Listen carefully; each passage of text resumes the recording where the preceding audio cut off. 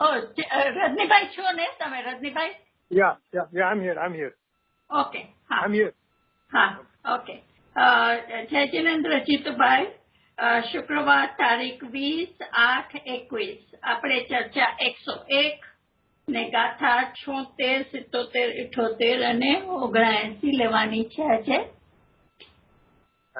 હાજી, બરોબર છે. આજે આપણે 76, 77, 78, 79 ગાથા ઉપર સ્વાધ્યાય કરીશું. એટલે જય જિનેન્દ્ર ભાનુબેન, જય જિનેન્દ્ર રજનીભાઈ. અચ્છા, હવે મને એક વિચાર એમ આવ્યો કે આપણને તમારી બાજુનું વોલ્યુમ જરાક વધારજો. તમારો આજે રેગ્યુલર કરતા ધીમો અવાજ આવે છે. અચ્છા, હા, હવે વધી જશે. લ્યો. હા, એટલે એક વિચાર એમ આવ્યો કે આપણે 75 ગાથાનો સ્વાધ્યાય પૂરો કર્યો ને 76મી પહોંચ્યા, તો આચાર્ય દેવે આપણને કઈ વિધિથી અહીં સુધી પહોંચાડે એ થોડો વિચાર આવ્યો કે આચાર્ય દેવની પદ્ધતિ શું હતી આપણને અહીં સુધી પહોંચાડવાની. એટલે કે વિચાર એમ આવ્યો કે સૌથી પહેલા તો આચાર્ય દેવે પહેલી જ ગાથામાં આત્મ પ્રાપ્તિનું મૂળભૂત જે રહસ્ય છે ને એ સમજાવી દીધું કે તું સિદ્ધ સમાન છો એવા, એટલે કે પોતાના સિદ્ધ સમાન પોતાના સ્વરૂપને ધ્યાવીને, એટલે કે તું વર્તમાનમાં સિદ્ધ છો એવો નિર્ણય કરીને આ અમારી વાતને સાંભળજે. સમયસાર સાંભળવાની માટે પહેલું કહી દીધું શરૂઆતને જેમ કરી કે તું વર્તમાનમાં સિદ્ધ છો એવા નિસંગ નિર્ણયપૂર્વક અમારી વાત સાંભળજે. તો એના માટે એ તો એમને પહેલી જ ગાથામાં એમ કીધું તો ગુરુદેવ એના માટે પછી જબરજસ્ત વિસ્તાર કરી નાખ્યો. જાણે કે સ્પષ્ટ આદેશ જ કર્યો કે શું કે જે પોતાના સિદ્ધ સમાન સ્વરૂપને માનશે ને, પોતાનું સ્વરૂપ સિદ્ધ, હું રાગી છું ને હું સિદ્ધ સમાન છું, એવા ઉત્સાહ જેને વર્તે છે ને એ જ આ સમયસરને સ્વાધ્યાય કરવાને લાયક છે. એટલે કે જાણે ગુરુદેવે પાત્રતાનો નિયમ ઘોષિત કરી દીધું. જેમાં અમારે એન્જિનિયરિંગમાં દાખલ થવું હોય ને કોલેજમાં, તો કે ભાઈ તારે મેથેમેટિક્સ હોવું જોઈએ આગલા ધોરણોમાં, એટલે કે પ્રી સાયન્સ ને FY સાયન્સમાં, પછી બીજા સાયન્સના અમુક સબ્જેક્ટ હોવા જોઈએ. એટલે ટૂંકમાં આટલા સબ્જેક્ટ હોય મેથેમેટિક્સ અને ફિઝિક્સ ને એ બધા, તો તને એન્જિનિયરિંગમાં તને એડમિશન મળે. એટલે આવો તો નિયમ એક અફર નિયમ કે આ તો હોવું જ જોઈએ. એમ અહીંયા કીધું કે તું સિદ્ધ સમાન પોતાના સ્વરૂપને ધ્યાવીને, એટલે કે તને અંદરથી હું સિદ્ધ સમાન છું એવી પ્રસન્નતા વર્તતી હોવી જોઈએ. તને રોતો અરે અમે તો સંસ્કારી છીએ ને અમે તો ગ્રહસ્થી છીએ ને અમારે તો ઉપાધિના પાર નથી, અમે ક્યાંથી આ બધું, એમ રોતા રોદરા રોતો હોય ને એને માટે આ સમયસાર સાંભળવાને પાત્ર જ નથી એવું ગુરુદેવે એક નિયમ ઘોષિત કરી દીધો. એનો અર્થ કે હવે સાહેબ પણ અમે તો છે ને બધા સાવકાચારના નિયમોનું પાલન કરીએ છીએ એટલે અમને તો તમારે એડમિશન આપવું જ પડશે. તો ગુરુદેવ કે નો એડમિશન. કેમ? તો કે અમારી કોલેજમાં 415 ગાથાના અભ્યાસક્રમ બાદ તને જે ડિગ્રી મળવાની છે, એ ડિગ્રી શું મળવાની છે કે વર્તમાનમાં રાગ આદિ રહિત ભગવાન આત્મા છું એવી તને ડિગ્રી મળવાની હોય. અને એમાં તું એમ કે અમારી પાત્રતા શું, તો કે શુભ ને સાવકાચાર ને વ્યવહારચાર ને એ અમે નિયમ લીધેલો છે. તો કે એ પાત્રતા કઈ રીતે હોય?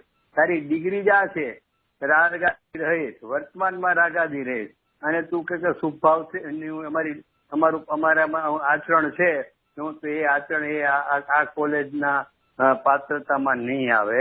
તો એમ કરીને ગુરુદેવે જાણે એનું કારણ છે કે 415 ગાથાના અભ્યાસક્રમમાં શું સમજાવવાના છે, તો કે જ્ઞાયક તો બસ જ્ઞાયક જ છે. જ્ઞાન ને જ્ઞાયક એવા ભેદભાવને પણ જ્યાં સ્થાન નથી. પછી ઊંચામાં ઊંચા શુભ રાગ હોય કે અશુભ રાગ હોય એ બધું જડ અને દુઃખરૂપ છે, અશુચિ તો છે, પણ એ જ્ઞાયક થી વિરુદ્ધ સ્વભાવ વાળો હોવાથી ઘાતક છે. આવું બધું જ્યાં કોલેજમાં ભણાવવામાં આવે અને એની એડમિશનની પાત્રતા શું હોય, તો કે એની એક જ પાત્રતા હોય કે હું સિદ્ધ સમાન છું એવા ઉલ્સિત વીર્ય વાળાને જ એડમિશન આપવામાં આવશે. બાકી બધા એ નો એડમિશન સમજી લેવું એવું ગુરુદેવે પહેલી જ ગાથામાં કહી દીધેલું છે કે આવું સાંભળનાર હોય કે હું સિદ્ધ સમાન છું, એની સાંભળીને જેને પ્રસન્નતા ઉપજતી હોય ને એને જ અમારી કોલેજમાં એડમિશન છે. એટલે શરૂઆત પહેલી ગાથાથી જ એ રીતે કરી. પછી આચાર્ય દેવ શું કર્યું કે આખો જે પ્રથમ અધિકાર છે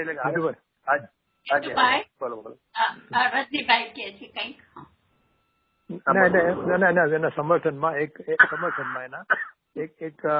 વર્ડ છે ખાસ અહીં અમારે, એને લીગલ લેંગ્વેજમાં હોય એટલે ન્યાયની ભાષા, કાયદાની ભાષામાં એને એ લોકો કે કન્ડિશન પ્રેસિડન્ટ, એટલે ગુજરાતીમાં પૂર્વ શરત, કે હું સિદ્ધ સમાન છું એમ માન્યતા કરવી એ એની પૂર્વ શરત છે આમાં એન્ટર થવાની. બરોબર છે. તમે કહો ને કે એન્જિનિયરિંગ કોલેજમાં દાખલ થવા માટે, હા તો બસ એ જે પાત્રતા છે એ કન્ડિશન પ્રેસિડન્ટ આ છે કે હું સિદ્ધ સમાન છું એમ તારા સ્વરૂપનું ધ્યાન, બસ તો તને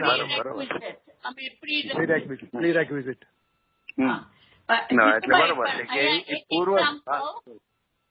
એક એક્ઝામ્પલ આમ એમ લઈ શકે કે એક દીકરો એકદમ પરફેક્ટ છે એના ઘરમાં, પછી બારે ભણવા જાય છે, એની માં કહે છે કે જો આવો તું આ બધું ધ્યાનમાં રાખજે કે તું આવો નથી, તું આવો નથી, આવો નથી, આવો નથી, તું તો પરફેક્ટ જ છો. એટલે અહીંયા તું સિદ્ધ સમાન છો પણ તું આવો બધો નથી.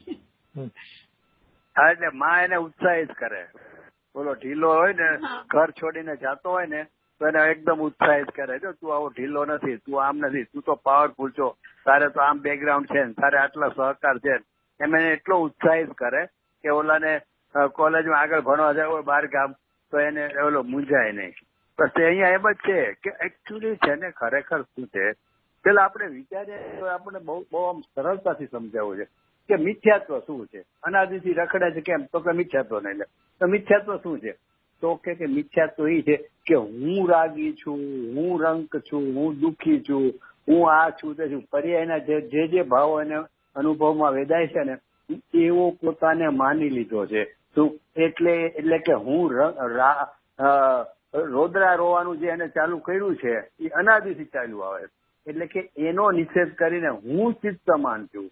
એટલે એવો જે ઉચ્ચિત વાળો હોય છે ને એ છે આ લાઈનમાં આગળ વધી શકે છે. એટલે અને આમે છે ને ધંધામાં ને બધામાં એવું હોય છે, એને હોય છે કોઈ નવો ધંધો ચાલુ કરે ને તો અંદરથી એક જાતનું પાવર હોય છે કે નહીં હું ધંધામાં આગળ વધીશ જ, હું આમ કરીશ જ, આમ કરીશ ને, કેટલી આમ અંદરમાં એને એક ઉચ્ચિત વીરથી એને જોર ચાલતું હોય છે. ધંધો કરતા હોય તો અરે હાલશે કે નહીં, પૈસા ડૂબી તો નહીં જાય ને એવા બધા વિચાર કરતા કરે નહીં કે રોતો જાય મુવાના ખબર લાવે એની જેવું છે. એટલે અહીંયા કે છે પહેલી જ ગાથામાં એ શરત મૂકી દીધી ને ગુરુદેવનો ખુલાસો એ રીતે કર્યો કે જે પોતાને સિદ્ધ સમાન માનશે ને એટલે એવી પ્રસન્નતા જેને આવશે ને ઓ વર્તમાનમાં શીખ્યું, એવી પ્રસન્નતા વાળો છે ને એ અમારો શ્રોતા છે અથવા સમયસર ના શ્રવણને યોગ્ય છે. એની પાત્રતા એ છે. ઓલી કોઈ પાત્રતા નથી કે હું આચરણ કરું છું ને આવો આચરણ પાડું છું ને આમ કરું છું ને રાત્રિ ભોજન નથી, એ બધું હોય એને કોઈને ના નથી. હવે પણ એ કઈ યાદ કરવા જેવું કોઈ મહત્વપૂર્ણ જ નથી. આપણે ઘણી કોઈ મહત્વની વાત ચાલતી હોય એમાં કોઈ બીજું કરે કે કોઈ સામાન્ય વાત કરે તો ખબર એનું શું મહત્વ છે, છોડ ને એમ કે ને એમ કે છે કે ભાઈ એ કોઈ મહત્વ નથી. અહીંયા તો એડમિશન જોતું હોય તો પૂર્વ શરત આ છે કે તને અંદરથી પ્રસન્નતા આવી જોવે, ઉલ્સિત વીર્ય હોવું જોઈએ કે હું સિદ્ધ સમાન છું, તો મારામાં અને સિદ્ધમાં કાંઈ ભેદ નથી. તો એને ઉલ્સિત વીર્યથી આગળ વધે છે અને એ સિદ્ધ થઈને રહે છે. કારણ કે એમાં લખ્યું આચાર્ય દે પહેલી જ ગાથામાં સિદ્ધ સમાન પોતાના સ્વરૂપને જાયને સિદ્ધ સમાન થઈ જાય છે. એવું જે ધ્યાન કરે છે, ધ્યાન એટલે શું છે, આપણે હજી ક્યાં ધ્યાન કેટલા નિર્ણયમાં, ધ્યાન અહીંયા ધ્યાવીને કીધું ને, ધ્યાવીને એટલે નિર્ણયમાં, જ્ઞાનના નિર્ણયમાં એટલું બધી દ્રઢતા કરતા એટલો નિસંગ થાય છે. એટલે એ પછી પણ આગળ વધતો જાય છે અને થઈને આગળ વધી જાય છે. પણ એટલે એને પાત્રતા જ છે ખરેખર. જે પાત્રતાનો પ્રશ્ન ઉઠતો હોય ને તો આ પેલી પાત્રતા છે કે પોતાના વિશે એને ઉચિત વીર્યથી હું કાંઈક છું, હું એવું જોશ વાળી પાત્રતા હોય. હું બોલો રાગ ભિખારી છું, ભગવાન આગળ જઈને હાથ જોડે કરે ભગવાન મને સંસારમાંથી તારો અને એ બધું ન હોય એને. એટલે ભગવાનની ભક્તિ વખતે ભલે બધું હોય પણ એને અભિપ્રાયની વાત છે. એને નિસંતતા અને એના માટે જ પુરુષાર્થ હોય એવું. એટલે પહેલી ગાથા જ્યાંથી શરૂ કરી. અચ્છા, પછી એક ગાથાથી 38 ગાથા સુધી શું કર્યું તો કે એટલો સ્વભાવનો મહિમા સમજાયો કે નથી પ્રમદ કે અપ્રમદ, એક નાયક ભાવ છું. એટલે નાયક ભાવ વિશે એટલો મહિમા વધારતા 38મી ગાથા સુધી પહોંચાડ્યો કે છું હું એક અશુદ્ધ સદા આરોપી. એટલે કે કઈ રીતે એને આગળ વધાર્યો. આપણને 75 ગાથા સુધી આચાર્ય દેવ પહોંચાડ્યો તો એ કઈ રીતે કઈ વિધિથી આપણને પહોંચાડ્યો તો કે 38 ગાથામાં તેને અહીં સુધી પહોંચી ગયો. પછી તો કે 68 ગાથા સુધીમાં શું તો કે તને જ્યાં રાગ આદિ ભાવ કર્મ વેદાય છે ને અથવા તો રંગ રાગ ને ભેદ તો એ બધા બોલ, પણ મુખ્યપણે આપણે રાગ આદિ એટલા માટે છે કે રાગ આદિનું વેદન આપણે વિશેષ છે. ઓલા બધા ગુણસ્થાનની ઉપરી ભૂમિકાના જે બધા બીજા ભેદો કીધા છે એ ભેદવાળા બધા ભાવ આપણે હોતા નથી, ત્યારે આ તો હોય છે.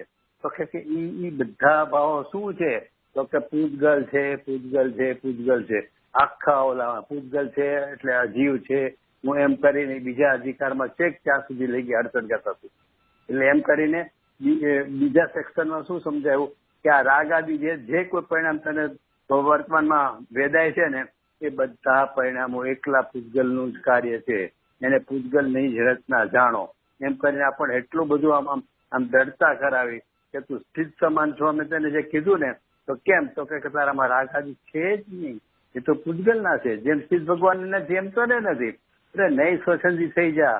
અને આપણે કઈ આ લેખિતમાં નથી લખ્યું કે આ મકાન તારું છે, તું અહીંયા રે, મારે ત્યાં મકાન તારું લખી દે ને રે કાયમ માટે. પણ એને એટલી આપણે પ્રેમથી કહે કે આ તારું છે, જરાય સંકોચ નહીં કર.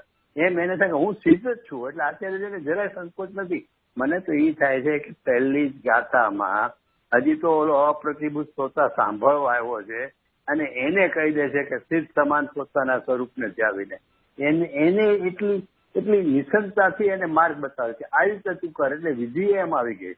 એટલે આખો સમયકાળની પહેલી ભાઈ જેમ જેમ વિચાર કરે ત્યારે એમ થાય કે એક જ વાત સમજાવવા માંગે છે કે આ જે કોઈ રાગાદી છે ને હું એકલા પૂજગલનું કાર્ય છે, એમાં ભ્રમ ન કરશો. ભ્રમ ઉપજાવનારા છે કે આ ચિદાભાસ છે, ચૈતન્ય જેવો આભાસ થાય છે, એમાં ચેતનતા જણાય છે, પણ એ ચેતનતા એનામાં છે જ નહીં. એ માત્ર એવો આભાસ એકલા પૂજગલનું કાર્ય છે. એમ કરીને 68 ગાથાએ પહોંચાડ્યો. પછી ત્યાં 72 ગાથા 72 ગાથા થઈને ત્યાં તો ઓલો એટલો પુરુષાર્થી શિષ્ય છે કે એને થઈ ગયું કે ઓહો આ જે કોઈ ભાવો છે ને એ ખરેખર અજીવ જ છે. તું એમ એને વિકારી ભાવોમાં એટલું બધું અજીવપણું ભાસલા તો હું કોણ છું? તો એને એમ થઈ ગયું હું તો એક નાયક ભાવ છું. એટલે કે સદાય તે રૂપે નહીં પરિણામનારો, આ જે કોઈ રાગાદી ભાવો છે એ રૂપે નહીં પરિણામનારો હું તો એક નાયક ભાવ જ છું. એની વિચાર મંથનમાં ઊંડો ઉતરતા શું થાય છે કે 415 ગાથા પછી જેને ડિગ્રી મળવાની હતી સમ્યક દર્શનની એ એને 73મી ગાથામાં મળી જાય છે. અને 73મી ગાથામાં એ સમ્યક દર્શન થઈ જાય છે ને ત્યારે એટલો નિર્ણય છે કે આ જે છે ને રાગાદી ભાવો એ તો લાખ અને વૃક્ષની જેવા વધ્યઘાતક સ્વભાવવાળા, એટલે કે મારા અતિન્દ્રિય આનંદનો ઘાત કરનારા છે. કારણ કે એને અતિન્દ્રિય આનંદ પ્રગટ થઈ ગયો છે. એટલે કે અતિન્દ્રિય આનંદનો ઘાત કરનારા કોણ તો કે આ બધા રાગાદી ભાવો. રાગાદી ભાવોમાં કોણ તો કે અશુભની તો વાત જ નથી. અહીંયા તો અશુભ તો ક્યાંય એની ગણતરી.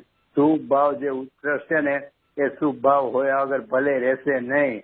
અને તને એ પ્રસંગે આચરણ તરીકે કરવાનો ભાવ બી થશે છતાં પણ એ શુભ રાગો છે ને એ મારા અતિન્દ્રિયના ઘાતક છે એવું એને અનુભવ થઈ જાય છે.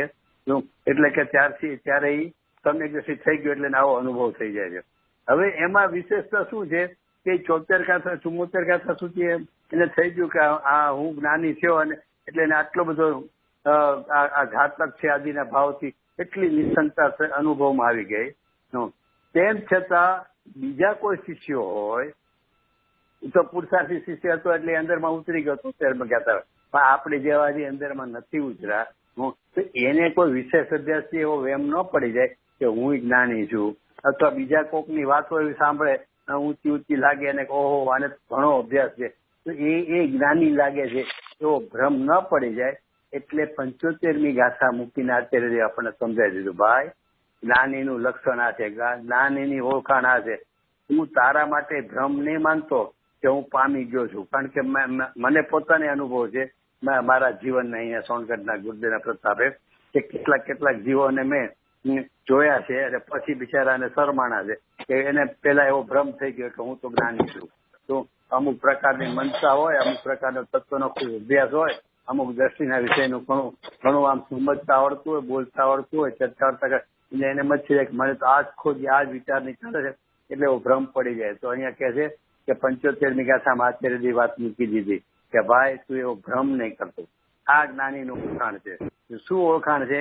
તો કે જે કોઈ રાગાદી ભાવો તને જણાય છે એટલે કે રાગ, દ્વેષ, મોહ, સુખ, દુઃખ, અનુકૂળ, પ્રતિકૂળ બધું, અથવા તો નોકરના બધા શરીરના નોકરના બધા ભાવો લીધા તો કે એ બધું છે ને એકલા પૂતગલની રચના છે. એમ એને પૂતગલના પરિણામ જાણતો થકો એ પૂતગલના પરિણામ જાણતું જે જ્ઞાન, એ જ્ઞાન વડે પોતાના આત્માને જાણે કે આ તે હું, એ જ્ઞાની છે. એમ કરીને શું કીધું કે તું છેતરાતો નહીં અને જ્ઞાની થવાની આ વિધિ છે. એમ કરીને આપણને 75 ગાથા સુધી કેવી રીતે આપણને આચાર્યદેવ પહોંચાડ્યા. એટલે મને એ બધા વિચાર થોડાક આવેલા. એટલે હવે એ કરતા ત્યારે એમ કીધું કે જે જ્ઞાની થઈ ગયો, જ્ઞાનીનું લક્ષણ કીધું 75મી ગાથામાં, તો કે એ પૂતગલ પરિણામને જાણે છે. એટલે એમાંથી પ્રશ્ન કાઢ્યો. કારણ કે ત્યાં તો કીધું પરમાર્થે કરતો નથી. તો ફરીથી પ્રશ્ન કાઢ્યો 76મી ગાથામાં કે સાહેબ તમે કહો છો કે એ પૂતગલ પરિણામને જાણે છે, એટલે કે આ રાગ આદિ છે એને જાણે છે, ભાવ કર્મને જાણે છે, નોકરને ભીન જાણે છે એટલે ભીન જાણે. તો કે પણ જાણે છે તો કરતા છે કે નહીં? એનો પ્રશ્ન એટલા માટે ઉભો થયો કે આપણને ખબર છે કે જે વાતની આપણને ખબર ન હોય ને એમાં તો આપણે કરતાપણાનો દોરડા પણ ઉપજે જ નહીં, વિકલ્પ નહીં. પણ જે વાત ખબર ન હોય એ કોઈક આપણે વાત કરે ને કે આનું આમ છે ને અહીંયા આમ થયું ને અહીંયા આમ થયું, એ કઈ વાત જે જાણવામાં આવે ને તો જાણવામાં ત્યાં તરત શું થાય એટલે એને આમ ન કરવું જોઈએ ને એને આમ કરવું જોઈએ ને આ એનો ઉપાય છે. એટલે એને કરતા બુદ્ધિના વિકલ્પો ચાલુ. કેમ? તો કે જાણવામાં આવ્યું ને એટલે જાણનારની સ્થિતિ શું હોય છે? તો કે જાણવામાં આવે એટલે કરતા પણ થઈ જાય છે. તો કે એવું નથી, તો મિથ્યા દ્રષ્ટિની લાઈન છે. અહીંયા શું છે? તો કે અહીંયા એટલા માટે પ્રશ્ન કર્યો કે જાણે છે તો કરે છે કે નહીં? તો એમ કરીને આખો પ્રશ્ન ઉભો કર્યો આચાર્ય દેવ. એટલે એ શિષ્ય એવો ઉભો કરીને તો હવે એમાં શબ્દો શું વાપર્યા છે કે હવે પૂછે છે કે પૂતગલ કર્મને જાણતા એવા જીવને પૂતગલ સાથે કરતા કરું ભાવ છે કે નથી? હવે આમાં આપણે બહુ ગુરુદેવની વિશેષતા અહીંયા સમજાય છે કે અહીંયા જો જીવને પૂછ્યું છે એવા જીવને, તો અહીંયા જીવની વાત જ નથી, અહીંયા તો જ્ઞાનીની વાત છે. કારણ કે 75મી ગાથામાં અને પછી એની પછીના 49ના કળશમાં જે જ્ઞાની થઈ ગયો, સાક્ષાત ગાતા જગતનો સાક્ષીભૂત થઈ ગયો, એ 49 ગાથામાં લીધું. ઓલામાં જ્ઞાનીને લક્ષણથી જ્ઞાની પણ કઈ રીતે છે, જ્ઞાતાનું કાર્ય શું છે, તો જ્ઞાન જ જ્ઞાતાનું વ્યાપ્ય છે, એ બધી વાત કરીને. એટલે અહીંયા જ્ઞાનીનો પ્રશ્ન છે. એટલે અહીંયા જીવ શબ્દ મૂક્યો છે. પણ એટલે એટલા માટે પંડિતજીની ઓલામાં બી જોઈ લ્યો, એમાં બી એને જ્ઞાની લખ્યું છે. વિધ પૂતગલ કર્મ ને જ્ઞાની જરૂર જાણે ભલે. એટલે અહીંયા જ્ઞાનીજીની વાત છે અહીંયા. એટલે કે જીવને કેટલા જ્ઞાનીની વાત છે. અચ્છા, હવે પૂતગલ કર્મને જાણતા એવા જીવને પાછા પૂતગલ સાથે પૂતગલ કર્મની વાત કરો છો અને પાછા પૂતગલ સાથે કરતા કર્મ ભાવ છે કે નહીં પ્રશ્ન કર્યો. તો પૂતગલ કર્મને જાણતા પૂતગલ કર્મ સાથે કરતા કર્મ કેવું? કે પૂતગલ કર્મને જાણો અને કરતા કર્મ પણ પૂતગલ સાથે કેવું? તો કે ભાઈ અહીંયા પૂતગલ કર્મ કયો, પૂતગલ કયો કે પૂતગલના પરિણામ? તેમાં જવાબ આવશે કે આમ પૂતગલ દ્રવ્ય વડે કરવામાં આવતા પૂતગલ પરિણામને જ્ઞાની જાણતો હોવા છતાં, અહીંયા પૂતગલ પરિણામને જ્ઞાની જાણતો હોવા છતાં કરતા નથી એમ વાત કરી. પ્રશ્નમાં મૂક્યું પૂતગલ કર્મને જાણતા એવા જ્ઞાની. એટલે એ પૂતગલ કર્મ એ બધું અભેદથી તમને એ કહી શકાય. અભેદ કરીને તમે પૂતગલ કર્મ કયો, પૂતગલ પરિણામ કયો કે પૂતગલ કયો. એટલે એ રીતે ત્યાં પ્રશ્ન મૂક્યો. હવે પ્રશ્નમાં એમના ઉત્તરમાં ભાઈ એટલી ગજબની વિશેષતા છે કે પ્રશ્ન મૂક્યો સીધો કે જ્ઞાની પૂતગલ કર્મને, એટલે કે આ ભાવ કર્મ નો કર્મના જે પરિણમન થઈ રહ્યું છે એકલું પૂતગલનું છે, 75માં અનુભવ કરી લીધો. તો કે એવું અનુભવ એને કરી લીધો કે આ પૂતગલનું કાર્ય છે. તો એને જાણે છે કે જાણે છે એટલે એને કરે છે કે નથી કરતો? ના પાડી દો સીધું. કારણ કે 75મી ગાથામાં તમે કહી દીધું પરમાર્થે કરતો નથી. તો ફરી આવો પ્રશ્ન સીધી ના જ પાડી દો. તો કે ભાઈ તો અમે પ્રશ્ન શું કામ ઉભી કરે? જો એમ ના જ પાડી દે દીધું તો એને કહી દીધું છે કે પરમાર્થ કરતો નથી, છતાં અહીંયા પ્રશ્ન ઉભો કર્યો છે. એની પાછળ કે છે કે આ બધી ગાથાઓ એટલી સૂક્ષ્મ અને એટલી મહત્વપૂર્ણ છે. જો કે 75ની ગાથા તો ગુરુદેવે હિન્દુસ્તાનના કેટલાય મોટા મોટા સેન્ટરોમાં બિહારમાં લીધેલી, પણ 76, 77, 78, 79 ગાથા નથી લીધેલી. કારણ કે છે ને આમનો વિષય આખો સૂક્ષ્મ છે. અને અહીંયા જે વાત લીધી ને પ્રાપ્ય, વિકારી અને નિવર્ત છે, એ આખા સમયસારમાં ખાલી 5 ગાથામાં જ છે. કઈ? તો કે 76, 77, 78, 79 અને 107. એ સિવાય ક્યાંય આ શબ્દો જ નથી. અને આ છે ને આમાં સમજવું જરા અઘરું પણ સૂક્ષ્મતા છે. ગુજરાત જો ખુલાસો કરી નાખ્યો એટલે હવે આપણે કઈ અઘરું નથી લાગતું. પણ નહીં થતા પ્રાપ્ય, વિકાર, નિવર્ત છે. પાછું સમય એક જ છે. એ એક સમયનો જ પરિણામ છે. રજનીભાઈ, તમારા બાજુ મ્યુટ કરી દેજો તમારો ફોન. ફોન કોઈ ત્યારે મ્યુટ કરજો, અવાજ આવે તમારા બાજુ. એટલે અહીંયા પ્રાપ્ય, વિકાર, નિવર્ત ની વાત કરી ને, તો એ એક જ સમયના પરિણામ છે. એક જ સમયના પરિણામને 3 પ્રકારે વર્ણવ્યા છે. હવે એટલે ગુરુદેવ ખુલાસો કર્યો કે તત્વાર્થ, રાજવાર્તિકમાં એ ત્રણેય માટે અલગ અલગ દ્રષ્ટાંત આપ્યા છે. તો કે શું અલગ આપ્યા છે? તો કે પ્રાપ્ય માટે તો કે ફલાણું ગામ છે એને પહોંચી વળ્યો, એને પ્રાપ્ત કર્યો અથવા તો ગ્રહણ કર્યો. તો કે ઈ સમય, ઈ સ્થળે, ઈ સમયે ઈ ગામ છે જ એને પહોંચી વળે. નવું કરવું છે એને પહોંચી વળે છે. એમ ત્યાં દ્રષ્ટાંત નતું તત્વસાજીમાં. પછી કાર્યમાં કે રોટલી, તો કે ઈ રોટલીની જે જડા જેવી રોટલી થઈ ને તાવડીમાં, ફેરફાર થઈને થઈ ને. પેલા ઓલું લોટની હતી કાચા, અને ઈ સગડીમાં ઓલી તાવડીમાં નાખેલી હતી ત્યારે તો લોટ વાળી હતી, કાચી હતી. ઈ ફેરફાર થઈને એટલે એનો વ્યય કરીને જે કાચો લોટનું પાણીનું મિક્સ કરેલું ગોળાકાર હતી ને એનો વ્યય કરીને એ દડો થઈ ફૂલીને બરાબરથી રોટલી ફેરફાર થઈને એનું નામ છે વિકાર્ય. છે તો ઈની રોટલી. ઈ પછી ગુરુદેવ સમજાવશે, 3 દ્રષ્ટાંત એક કરીને સમજાવશે. એટલે એને વિકાર્ય કીધું. અને પછી લીધું નિવર્ત્ય. તો નિવર્તમાં ત્યાં તત્વવાર્તિકમાં 3જો દ્રષ્ટાંત આપ્યો કે કપડાનો તંતુ હોય ને એટલે બધા ધાગા, દોરા, તાણાવાળા, એમાંથી વસ્ત્ર બને છે. એટલે વસ્ત્ર હતું નહીં, નવું બન્યું. નવું બન્યું ને એને કહે છે નિવર્ત્ય. એટલે ત્યાં એ રીતે 3 દ્રષ્ટાંત આપ્યા છે. પણ ગુરુદેવે એને એક રોટલીના એક જ દ્રષ્ટાંતથી સમજાવે. એમાં આપણને થોડુંક વિશેષ સમજાશે, કારણ કે ઓલામાં શું છે કે 3 વસ્તુ જુદી જુદી કીધી છે. એટલે અહીંયા તો એક જ પર્યાયના 3 પ્રકારથી વર્ણવ્યું છે. જેમ આપણે વાત થઈ હતી ને કે આ ભાઈને મળવા જાવ કોણ છે? તો કે CM નો સાવો છે ને PM નો બનેવી છે ને ઓલાનો આમ છે ને. વ્યક્તિ એકની એક છે, પણ 3 પ્રકારથી એની વિશેષતા સમજાવવા માટે 3 પ્રકારથી ઓળખાણ કરાવી. અથવા તો આપણે ગ્રહસ્થી રીતે કે આનો મામો છે ને આનો કાકો છે ને આનો માસો છે ને. વ્યક્તિ એકની એક છે. એમ અહીંયા પરિણામ એક જ છે, પણ એને એ શું કામે કહેવા માંગે છે એ આપણે વિચારે. ગુરુદેવ કીધું એમાં ખુલાસો કર્યો બધો. તો ગુરુદેવે છે ને એ પ્રાપ્ય, વિકાર, નિવર્ત માટે બહુ સરસ દ્રષ્ટાંત આપ્યો. રોટલીનો જ છે કે રોટલી છે ને એ સમયે જયારે રોટલી આપણે નજરે પડી ને તો દડા જેવી લોટ, તો કે એ સમયે ત્યાં છે જ થઈ એવી વાત નહીં. એ સમયે ત્યાં રોટલી છે. એટલે એ પ્રાપ્ય છે ને એનું ચોક્કસપણું છે, ધ્રુવપણું છે. એને ગ્રહ છે કોણ? તો કે બાય નથી ગ્રહથી, એને ગ્રહ છે આટો. જો એનું નામ છે ધ્રુવપણું. એ સમયનું ધ્રુવપણું, હોવાપણું ત્યાં ચોક્કસપણે એ છે જ એ રોટલી. પછી તો કે વિકાર્ય, જે તો રાજવાતિકમાં એ જ લીધું કે ભાઈ ફેરફાર થઈને થઈ એ વિકાર્ય. ઓલું હતું એનો નાશ કર્યો અને થઈ એટલે બીજા પ્રકારે ફેરફાર કરીને થઈ. રોટલી ગોળ હતી લોટવાળી, એને બદલે વરાળથી એકદમ ચડી ગયેલી. તો એ વિકાર્ય થયું ને એ વ્યયપૂર્વક થયું, આગળનો વ્યય કરીને થયું ઓલી પર્યાયનો.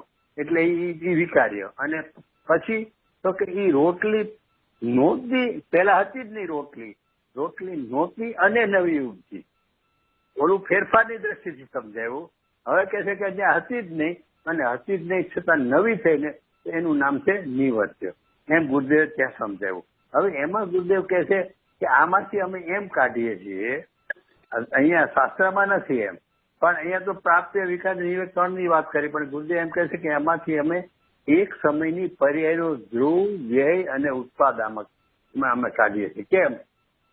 તો કે પ્રાપ્ય છે ને એ સમય ત્યાં છે જ એને પૂતગલ પહોંચી વળે છે. એટલે એ સમય ચોક્કસપણે ત્યાં સમય છે એનું નામ છે એ સમયનું એ ધ્રુવ. ચોક્કસપણું હોવાપણું એનું નામ છે ધ્રુવ. છેપણું એટલે કે પ્રાપ્યપણું, એટલે પ્રાપ્યનું નામ છે ધ્રુવ. અને વિકાર્યમાં તો કે ઓલાનો વ્યયપૂર્વક થઈ, તો વ્યયપૂર્વક થઈ ને એટલે ફેરફાર થયો એ વિકાર્ય, પણ વ્યયપૂર્વક એટલે એ નામ જય. અને નહોતું અને થયું એટલે નવું ઉપજ્યું એટલે એનું નામ છે ઉત્પાદ. એટલે કે ધ્રુવ, વ્યય અને ઉત્પાદ. હવે ધ્રુવમાં ગુરુદેવ એક બહુ સરસ વાત કરી. ગુરુદેવ કે આ ધ્રુવ છે ને એટલે આમાં ક્રમબદ્ધ સ્થિત થાય છે. તો કે જે દરેક સમયે એ પરિણામ ત્યાં ચોક્કસપણે છે. તો ક્રમબદ્ધ નો અર્થ શું છે? કે ક્રમબદ્ધ નો અર્થ એ છે કે અનાદિ અનંતની જે પરિણામની શ્રૃંખલા છે ને, તો ધારા પ્રવાહ કે દરેક સમયે તે સમયનું પોતાનું ધ્રુવપણું ત્યાં છે. એ સમયે એ જ પર્યાય ત્યાં હશે ચોક્કસપણે. એમાં બીજી કોઈ આજી પાછી આડી હોય કાંઈ નહીં હોય. એ કારણ કે છે જ એટલે શું કામ હોય? જ્યાં સમય પલટે છે ને ત્યાં બીજે સમયે ઈ જ પર્યાય, બીજા સમયની જે પર્યાય નિશ્ચિત છે ને એ ત્યાં છે. માટે કે આમાં ક્રમબદ્ધ સિદ્ધ થાય છે. એમ કરીને ગુરુદેવને એટલે આ ગાથાઓ છે ને 4 ગાથાઓ અને 5મી 75મી ગાથા એટલી બધી ગુરુદેવને આમ વિશેષ ભાવવાળી લાગતી હતી. તો આમાં પ્રાપ્ય વિકાર નિવર્તો જોવો. હવે એ લક્ષણ કોનું?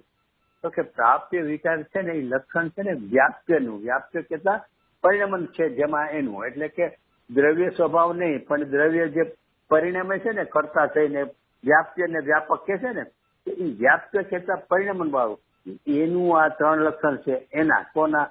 તો કે જે પરિણામે છે એના. હવે પરિણામે છે એટલે શું થાય છે? હવે એ આખો એક સિદ્ધાંત સમજાયો કે પ્રાપ્ય વિકાર નિવર્ત એવું વ્યાપ્ય લક્ષણ વાળું પૂતગલ પરિણામ સ્વરૂપ છે જે કર્તાનું કાર્ય, એટલે કે પૂતગલનું કાર્ય. એટલે કે રાગ દેશ આપણે અહીંયા તો જ્ઞાનીની વાત છે ને, એટલે જે ભાવ કર્મ ઉત્પન્ન થયો તો કે એ પૂતગલનું પરિણામ છે. તો એ કેવું છે? તો કે ઈ રાગ થયો અથવા ક્રોધ થયો તો કે એને પ્રાપ્ય વિકાર ને નિવર્ત્ય એ 3 પ્રકારે શું કરે છે? તો કે પૂતગલ છે ને એને ગ્રહે છે, પૂતગલ એ પણ પરિણમે છે અને પૂતગલ એ પણ ઉપજે છે. હવે એ વાત શું કામે ગુરુદેવને આમાં વિશેષતા લાગી કે અહીંયા રાગાદિનો અથવા કોઈ પણ ભાવનો, ભલે પછી બીજા દ્રવ્ય પછી વાત, પણ અહીંયા જે રાગાદિનો જે ભાવ કર્મની ને નો કર્મની લેશે બધે ગુરુદેવ, પણ જે ભાવ કર્મની વાત લીધી ને એ ભાવ કર્મમાં ગુરુદેવને એમ કેવું છે કેટલી સચોટતા સમજાવી છે કે જ્ઞાની છે ને કેટલી નિસંગતાથી એને ભિન્ન જાણે છે. પૂતગલ કર્મ છે, પૂતગલ કર્મ એટલે કે પૂતગલ દ્રવ્ય બધું આમાં અભેદ તરીકે વાત છે. તો એ ક્રોધાદિને ગ્રહે છે, કરે છે, પરિણમે છે એવું નિસંગપણે જ્ઞાની જાણે છે. અહીંયા કઈ પૂતગલમાં શું થાય છે એનો ઇતિહાસ નથી આપણને સમજાવવા બેઠા. આ તો જ્ઞાનીને હું કેમ એનો કરતા નથી, કેમ કરતા નથી એ સમજાવવા માટે કીધું કે એ પૂતગલ છે ને આવી રીતે એને પ્રાપ્ય વિકાર ને નિવર્ત એટલે કે એને ગ્રહે છે એને એ રીતે પરિણમે છે અને એને એ રીતે ઉપજે છે હું એ રીતે એનો કરતા થાય છે. એટલે કે એમાં બીજા કોઈના કર્તૃત્વની કોઈ ગુંજાશ નથી. અચ્છા, હવે એટલાથી એનો શું આચાર્ય દેવને પૂરું તો કે એની આદિમદને અંતમાં શું તો કે જે કઈ ભાવ કર્મ થયો અથવા નો કર્મ બી લ્યો, કારણ કે ભાવ કર્મની પાછળ નો કર્મ તો સાથે હોય જ છે. કારણ કે ભાવ કર્મનું નિમિત્ત કોણ છે? તો કે ભાવ કર્મ નો કર્મના લક્ષ્ય જ થાય છે ને, એટલે એ તો ભાવ કર્મનું પણ એ નિમિત્ત છે નો કર્મ. એટલે ભાવ કર્મની વાંચ્યો તો નો કર્મ તો હારવા, કારણ કે નૈમિતિકની વાંચ્યો એટલે નિમિત્ત સમજી લેવું પડે એમ હારવા આવી જ જાય. તો કે એ જે ભાવ કર્મ છે ને એની આદિ મધને અંતમાં એમાં પૂતગલ જ વ્યાપે છે. એમાં કોઈ બીજાનું આમ છે અથવા બીજાએ કઈક આમ કર્યું, ક્રોધ કર્યો, ગાળ દીધી એટલે અહીંયા ક્રોધ થયો, તો કે એ નો કર્મ કાંઈ નહીં. એની આદિમાંય પૂતગલ, એની મધ્યમાંય પૂતગલ, એના અંતમાંય પૂતગલ. એ શું કામ બધું કેવું છે કે એટલી હદે પૂતગલ ક્રોધાદિને કરે છે. એટલે મને અહીંયા તો મારે કેવું છે કે ગુરુદેવને એટલું બધું જોર શેનું આ ગાથામાં વિશેષતાનું લાગે છે કે આ રાગાદી ભાવ છે ને એ જ્ઞાનીની દ્રષ્ટિમાં કેટલો પૂતગલનું છે, કેટલું ભિન્ન છે. પૂતગલ તો ભિન્ન છે જ. એ પૂતગલનું કાર્ય શું છે તો કે આ જે કાંઈ આપણને આશ્ચર્ય છે, આપણે આ તો શું કરે કે આપણી કલ્પનાની બહારની વાત છે. જેમ અભણ માણસ હોય ને એને કહો કે આ કોમ્પ્યુટરમાં આમ છે ને તેમ છે બધું સમજાવો કે તું આમ કર, પણ ઓલો બિચાર ટોટલી અભણ છે, એને લખતા વાંચતા ન આવડતું હોય અને એને એમ કે કોમ્પ્યુટરમાં આવું બધું આમ કરવાનું આમ કરશે, હું શું કરવાનો? તો એને કેટલું આશ્ચર્ય છે કે આમાં હું સમજવું. એમ આપણું એવી દશા છે કે જ્ઞાનીનું જે એની જે વિચારધારામાં, વિકલ્પાત્મક વિચારધારામાં પણ ભલે આપણને ન દેખાય, આપણને તો શું ઉપયોગમાં શું પકડાવાનું? જ્ઞાની અત્યારે ક્રોધ કર્યો ને, જ્ઞાની અત્યારે રાગ કર્યો ને, જ્ઞાની ખાવા પીવામાં બેઠો ને, જ્ઞાની હસે છે વાતો કરે છે. તો આપણને એ બધું બહારનું શું દેખાય છે. પછી હોવા છતાં પણ એનું અંતરંગ પરિણામ, વિકલ્પાત્મક પરિણામ પણ કેટલું નિસંતાપૂર્વક ભેજ્ઞાન વાળું હશે. એ તમને મેં એકવાર દાખલો તો આપ્યો હતો કે અમે બહુ નાના સ્કૂલ બોય હતા ને સાંજના આવ્યા સ્કૂલેથી, ત્યાર પછી ઉદયની યારે બધા વોક કર્યું અને પછી ઉદયના પગ ધોયા અને કાંટા કાઢ્યા. વર્ષો સુધી ગુજર સ્લીપર નહોતા પહેરતા એટલે ઝીણા કાંટા હોય અમે કાઢીએ, પછી દેખાડે ગુજરને કે આટલા નીકળ્યા. બધા છોકરા પોતપોતાના દેખાડે. તો એ બધું કરીને પછી ગુજર શરદી થઈ હતી, શરદી કફ, એટલે ગુજર દેશી દવા લે, દેશી દવા પાવડર ને એમાં ઘી નાખે. પછી ગુજર પોતાની આંગળીથી હલાવે, કારણ કે બીજા કોઈ અમે આપીએ અમે વાટકીમાં, પણ પછી આપણી આંગળી અડાડેલું ન ચાલે એટલે પોતાની આંગળીથી એને કાલવે, મિક્સ કરે અને પછી આમાં જીભેથી ચાટી, આંગળીથી જીભમાં લઈને ચાટી જાય. પછી ગુજર એટલા ખડખડ હસા, દવાથી રોગ મળતો નથી અને અમે દવા ખાઈએ છીએ. હવે ત્યારે તો નાના છોકરા હતા પણ એ પ્રસંગ બરોબર યાદ રહી ગયો. પણ એ હવે સમજાય છે કે એ શું વાત છે, તો કે એ આ છે પ્રાપ્ય વિકારને નિવર્તે.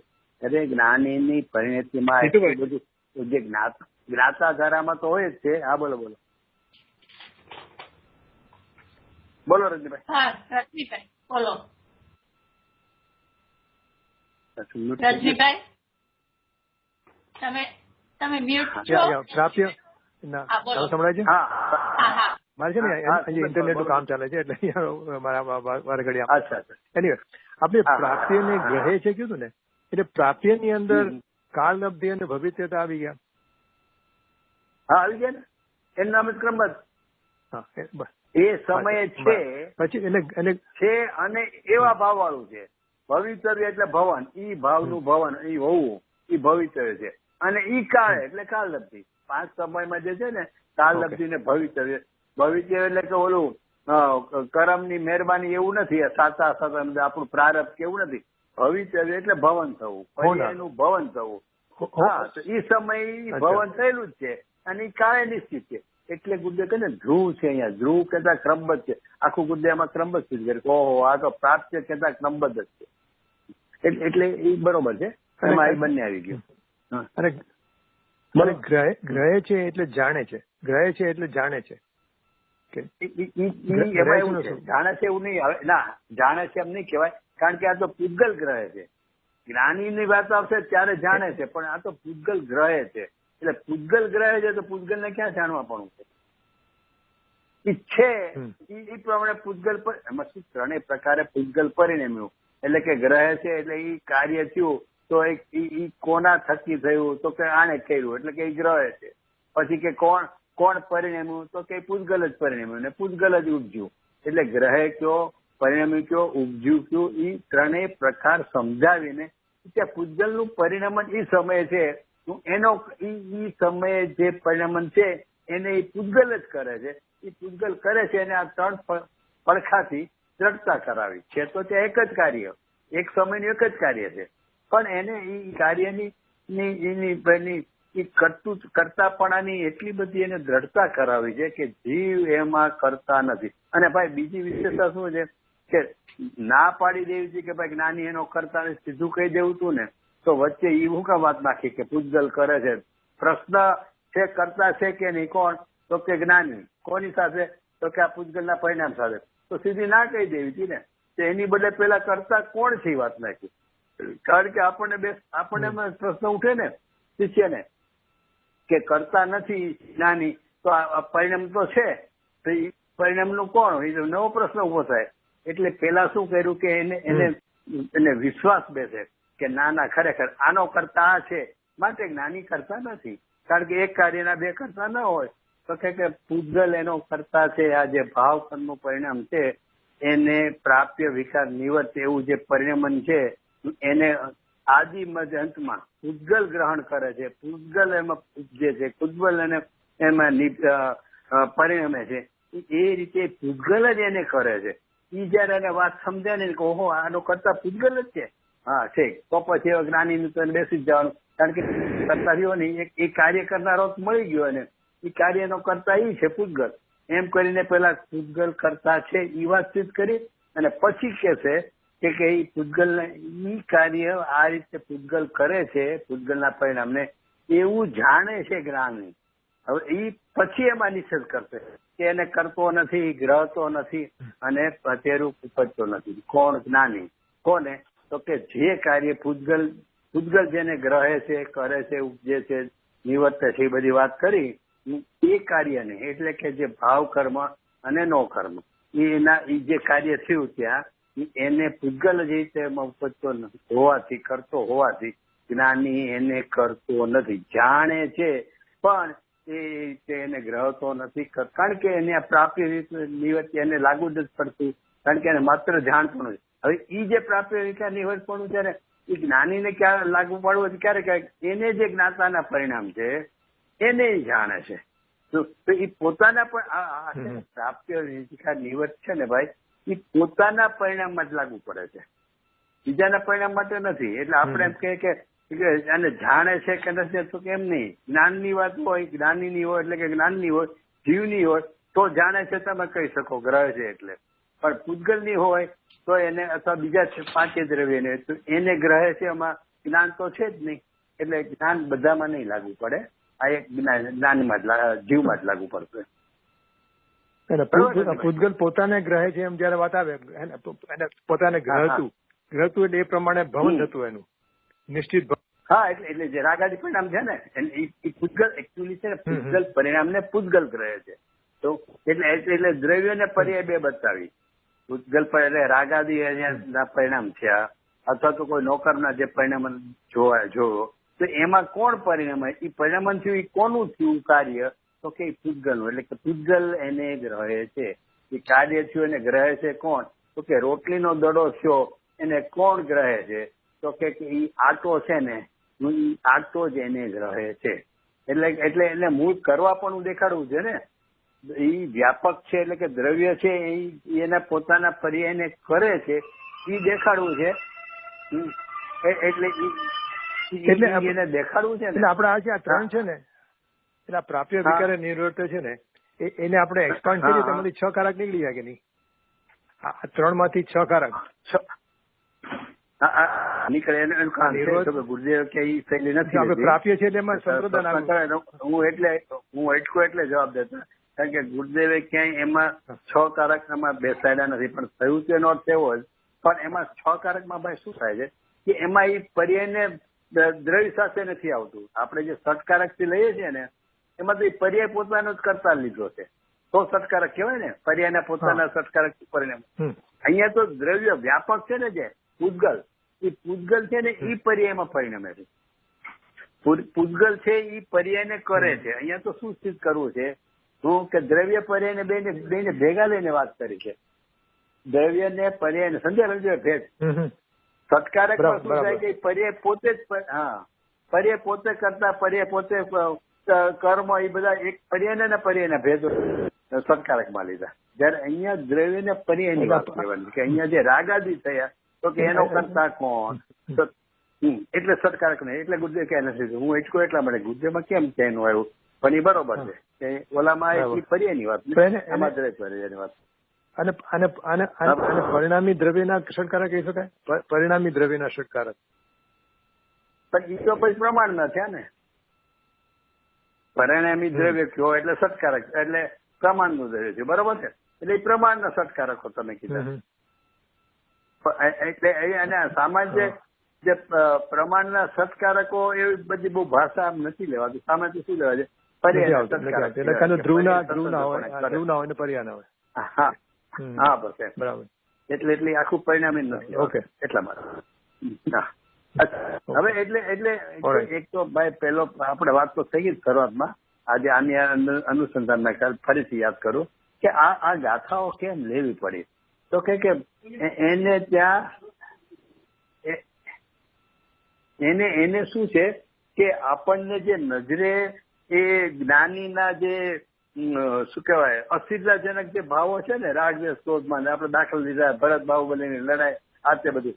એટલે આપણી નજરમાં જ્ઞાનીનું આપણને ભાવ પસંદ નથી થતું કે જ્ઞાની ખરેખર કોને કહેવા. ભલે આપણે કહે જ્ઞાની છે એને અતિન્દ્રિયાનંદનું વેદન થાય છે, પણ એ તો એ સમજે છે. તમને કહી દે એનું મહત્વ સમજતો કે આ દાખલા તરીકે આપણે વાત થઈ ગઈ હતી કે ચક્રવર્તી એનું ખરેખર પૂન છે ને એનું સામર્થ્ય છે, પોતાનું એનું બળ છે ને પોતાનું અંદરમાં. તો ઈ બળ છે છતાં આપણને કઈ રીતે સમજાવવું? એ તો એને ખબર છે કે હું કેવો બળવાન છું. તો પણ ઈ સમજાવવા માટે આપણે કઈ સમજવું? તો કે બેઠા બેઠા સૂર્યના અંદર જે અકૃત્રિમ જીનેન્દ્ર જે છે એના દર્શન કરે છે ને એ બધી વિશેષતાથી આપણે એને સમજીએ છીએ ને. એમ અહીંયા શું છે કે આપણે જ્ઞાનીનું મહત્વ આપણે એમને ખાલી સિદ્ધાંતિક રીતે શાસ્ત્રના આધારે કહી દઈએ કે એને અતિન્દ્રિયાનંદનું વેદન છે ને આમ ને તેમ, એ તો જુદો પડી ગયો છે ને ગોળો જુદો જ છે ને ઓલો શ્રીફળમાં છે ને ગુરુદેવ બધા દાખલા આપે એટલે આપણે કહીએ હા બરોબર છે. પણ એ હા બરોબર નહીં, એની વિકલ્પાત્મક દશામાં એટલું ભિન્નતા ભાષે છે કે જેને તમને નજરે એમ દેખાય કે આ મારી કરે બોલો ચક્ર ફેંકે છે, છતાં એને તો એમ જ છે કે આ કરનારો બીજો. જો જેમ ઓલું ગુરુદેવ દવા ખાતા જાય ને કે દવાથી રોગ મટતો નથી, હસતા હતા હું કામે? એટલે હસતા હતા, અમને કહેતા હતા કે આ દશા છે જ્ઞાની. તમને લાગે કે દવા ખાય છે રોગ મટતો જ્યાં સુધી કીધા કરો અને પોતે દવા ખાય છે. અરે ભાઈ, દવા ખાનારો બીજો છે અને એ રોગ મટે છે, એ બીજો મટે છે અને એ દવાથી રોગ મટતો જ નથી. એ બધું એમને છે ને એને ખરેખર તો આપણને ખ્યાલ નથી. એને વિચાર દશામાં પણ ભલે આપણે એમ કોઈ એનું જોડાણ દેખાય એટલે આપણને એમ લાગે કેમ, પણ એને વિચાર દશામાં પણ એવું જોર હોય છે. જેમ ઓલી રાણી લક્ષ્મીબાઈ છે તો લડવા જાય તો પુરુષ વીર્યથી લડે છે, પણ જયારે બેઠી વિચારતી હોય ને કેમ લડવું ને શું પ્લાનિંગ કરવો, ત્યારે છે ને પુરુષ વીર્યથી જેના વિચાર ચાલતા હોય છે. ત્યારે બેઠા મૂંઝાતી ન હોય કે સારું કેમ લડશું શું કરશું, એવું ન હોય. તો જ્યાં સરસેનાપતિ થઈને લડી જ ન શકે. એ જેને લડતી વખતે સરસેનાપતિનું જોશ છે ને તો એનો અર્થ કે ઘરમાં બેઠી જયારે વિચાર કરતી હોય, પ્લાનિંગ કરતી હોય ને અથવા એના બધા મંત્રીમંડળ હારે ત્યારે પણ એટલું પુરુષ વીર્યથી હોય. એમ અહીંયા શું છે કે જ્ઞાનીને પણ એને આ વિચાર દશામાં પણ કેટલું ભિન્નપણું હોય છે એ આપણી કલ્પનાબાની વાત છે.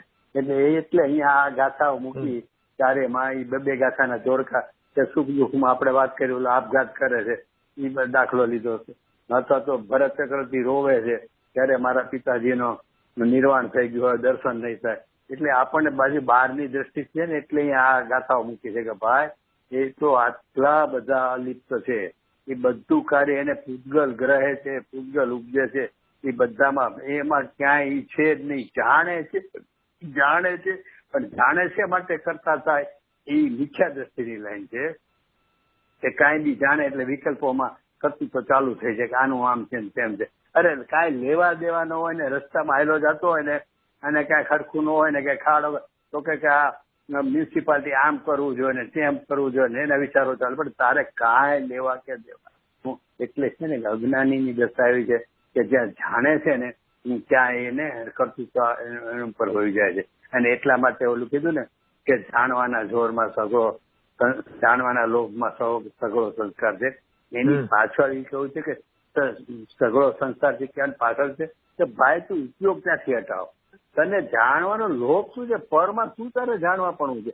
તારું જાણવાપણું છે ને એને અંદરમાં છે, એને તું જાણ. એટલે જો તું જાણવાનો લોભ કરીશ ને કે પરને જાણું છું, આને જાણું છું, આમ, તો એ લોભમાં તો તારો પરલક્ષી ભાવ જ ઉભો રહેશે, એટલે સંસાર જ ઉભો રહેશે. એટલે ત્યાં નિષેધ કર્યો છે. ન સમજી શકે એ લોકોના દુર્ભાગ્ય. આપણને તો એ વાત બહુ સરસ રીતે હિસાબે બેસી ગઈ છે.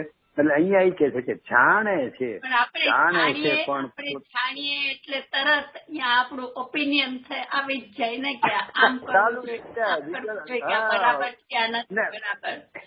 એમ અનુબેન પછી ખૂબી કે આપણું પાછી ઉપજવાનું ન હોય, આપણને કોઈ પૂછવાનું ન હોય, આપણું કાંઈ હાલવાનું ન હોય ત્યાં. તો મોદી આમ કરવું જો અફઘાનિસ્તાનમાં ઓલા તાલિબીને આમ કર્યો તો મોદી આમ કર્યું તો એલા પણ તારું પાછી ઉપજેમ નથી. મોદી આગળ તારો કોઈ ભાવ તારી વાતે પહોંચવાની નથી અને બેઠા બેઠા કલ્પના કરી કે મોદી આમ કરવું છે ને તેમ કરવું છે. આ એની જેવા જેવું જાણવામાં આવ્યું ને કે તાલિબાન વાળાએ કાબુલ પચાવી પડ્યું, અફઘાનિસ્તાન પચાવ્યું. એટલે જાણવામાં જીતુભાઈ હવે તો એમ બી થવું જોઈએ કે આ બાર તાલિબાન ની વાત તો બહાર ની રહી, તો આપણે જે જાણવાનો બીજો લોભ છે ને ક્ષમક્ષમ જ્ઞાન વધારવાનો આપણા અધ્યાત્મ સંબંધીનો, એને પણ કરીને અંદર જવાનું છે, અંતર્મુખ થવાનું છે. નહીં બરોબર છે, એ જાણવાનો લોભમાં પણ સંસાર છે. એ બરાબર. પણ પેલા છે ને કે આજે તો હું આજ સવારે બધું વિચારતી હતી આમ જ કે આપણે પેલા તો શું છે કે આપણે પરનું જોઈને રાગદ્વેષાદી બહુ થાય છે. એટલે જેટલી પરમાંથી નિવૃત્તિ, એટલે સ્વાધ્યાય, આપણે શાસ્ત્ર સ્વાધ્યાયમાં એટલું બધું ના થાય કે આમ કરું કે ઓલું કરું. પણ આ ન્યૂઝ સાંભળીએ કે ઘરમાં બીજા પ્રત્યે કે કોઈ પ્રત્યે કે જાણે આમ કર્યું ઓલું કર્યું, એના કરતા જેટલો ઉપયોગ આપણો શાસ્ત્ર સ્વાધ્યાયમાં લાગે ને આમ એટલો પેલા તો એમાંથી નિવૃત્તિ બધી લેવાની કે આ ન્યૂઝ જોઉં તો ન્યૂઝ જોઈએ તો આ બધા પર લક્ષિત બધા હોય, એટલે એમાં આપણને એમ થાય કે આમ થાય છે, ઓમ થાય છે, આમ થાય છે, ઓમ થાય છે. ભાનુબેન ગુરુદેવ છે ને અતડા સાધુ કહેવાતા હતા. અતડા એટલે બધાથી અલિપ્ત છે, એને કોઈની હારે વાતો ચીતું કરી ગમતી જ નહીં, સાધુ હારે નહીં, કોઈ હારે નહીં. કે હું મારું કરવાની, આ બધી લપ કરવાની બધા વાતો સીતો ને આમ છે નાનું આમ છે ને, એ અતડા સાધુ કહેતા હતા. અતડા એટલે શું? કોઈને મળે જ નહીં એમ, એટલે કોઈની યારે પરિચય ન વધારે. એટલે છે ને આપણી ભૂમિકામાં જેટલું બને એટલું પરિચય ઘટાડો, પ્રવૃત્તિ ઘટાડો અને પ્રમાદ ઘટાડો. તો એટલે હું તો કાયમ મને આ 3 બોલ બહુ ગમે છે. વર્ષો પહેલા મેં લખેલા ડાયરીમાં કે પરિચય, પ્રમાદ અને પ્રવૃત્તિ. તો એ 3 છે ને આત્માના ઘાતક છે. તો પ્રમાદ કરશો તો એ તો આત્માનો ઘાતક છે, તો આપણે સમજીએ છીએ. પરિચય વધારશો ને તોય તમારે એ પરિચય વધારે તમારો બધો કાયમાં ખવાઈ જવાનો. અને પ્રવૃત્તિ વધારશો તો પ્રવૃત્તિ વધારશો તો તમારો કાયમાં ખવાઈ જવાનો. એટલે છે ને કે આ 3 તો આત્માના બહુ ઘાતક છે. એટલે તમે કીધું એમ કે એનાથી તો જેટલું પાછું વળાય ને તો, અને એ પાછું ક્યારે વળાશે કે તમને શાસ્ત્ર સ્વાધ્યાયનો રસ વધે. સ્વાધ્યાય કહેતા શ્રવણ, મનન, ચિંતન, વાર્તાલાપ, સત્સંગ, આપણા ગ્રુપના સત્સંગ જે હોય તો એની ચર્ચા વાર્તા એ બધું સ્વાધ્યાયમાં ગણાય. પણ એ રસ વધતો જાય ને તો તમને ઓલી પ્રવૃત્તિ, કારણ કે આમને તમે પ્રવૃત્તિ ઘટાડું એમ કેરા કરશો ને તો તમે થોડુંક રહેશે માનસિક, થોડીક તમે ઓછી કરશો, વળી ક્યાંક આમાંથી નીકળી આમાં જોડાઈ જાય. કારણ કે એને ક્યાં જે રસ તો વધવો જોઈએ ને, ઉપયોગને પરમાંથી તમારે પાછો વાળવો છે. ભલે પણ ત્યાંથી વાળીને ક્યાંક બીજે તો એને ખીલે બાંધવો પડશે ને, નહીં તો બીજે ભટકા કરશે એકમાંથી બીજે. એટલે એના શાસ્ત્ર સ્વાધ્યાયના પ્રકારમાં એને વધવું જોઈએ. અચ્છા, એટલે અહીંયા શું કે છે કે જાણે છે, જ્ઞાની જાણે છે, પણ આપણી જેવી દશા નથી કે જાણે ને એટલે જ્ઞાની ને અજ્ઞાની તો જાણે એટલે તમે કીધું એમ કરતાનું બધું લાંબુ ચાલુ થઈ જાય. પણ એ જ્ઞાનીની દશા એવી છે કે જાણે છે. એનું કારણ શું છે કે જાણે છે ને એમાં એને એટલી ભીનતા થઈ ગઈ છે કે એને નજરે તરવે છે કે આનું પ્રાપ્ય વિકાર ને નિવૃત્તિ એવું જે એનું પરિણમન છે ને એને પૂતગલ જ કરે છે, પૂતગલ જ ગ્રહે છે, પૂતગલ જ ઉપજે છે. એટલે એને પૂતગલ મહે જ બધું દેખાય છે. એટલે કે જાણવા છતાં એમાં એને કરવા પણ હું નથી થતું. હું એટલે જ્ઞાની છે. અને અહીંયા પાછું શાસ્ત્રમાં શબ્દ શું, ગાથામાં શું શબ્દ નાખો ખબર છે કે જ્ઞાની પોતે બાહ્યથી એવા પરદ્રવ્યના પરિણામમાં અંતરવ્યાપક થઈને આદિમદ અંતમાં વ્યાપીને તેને ગ્રહતો નથી, તે રૂપે પરિણમતો નથી, તે રૂપે ઉપજતો નથી. એટલે શું કીધું અહીંયા શબ્દ ખાસ વાપર્યો, બાહ્યશીલ. એ છે ને બધું એને બાહ્યશીલ. આપણને લાગે રાગ આદિ અંતરંગમાં થાય છે ને અંતરંગ કર્મ ને ભાઈ બધું ભાવ જેટલું છે ને 29 બોલ 50 થી 55 ગાથા એ બધું બાહ્યશીલ છે. જ્ઞાની એને બાહ્યશીલ જાણે છે. એટલે દાખલો આમ આપ્યો છે અને આગળની ગાથામાં છે કે કુંભાર છે ને એ બાહ્યશીલ છે. એ ઘડા માટી થવામાં કુંભાર બાહ્યશીલ છે. એને આને કાંઈ લેવા દેવા નથી. એની નિમિત્ત તરીકે હાજરી હો તો હો એટલું જ, બાકી તો બાહ્યશીલ છે. એમ જ્ઞાનીની દ્રષ્ટિમાં ભાવ કર્મ અને નો કર્મ એ બધું બાહ્યશીલ હોવાથી શું થાય છે કે ઈ જે પૂજગલ પરિણામ કીધા એટલે કે જે આ ક્રોધ માન માયા લોભના પરિણામ કીધા, અહીંયા તો સુખ દુઃખના પરિણામ પાછળની બે ગાથામાં રહેશે. અહીંયા ક્રોધ આદિના પરિણામ તો એમાં શું છે કે એની આદિમદના અંતમાં એ વ્યાપતો જ નથી. એ વ્યાપતો જ નથી એટલે એને કરતો નથી, એને ગ્રહતો નથી ઉપર. એમ કરીને જાણવા છતાં પણ એ જ્ઞાની શું છે તો કે એને જ્ઞાનીને એ પૂજગલ સાથે કરતા કર્મ ભાવ નથી.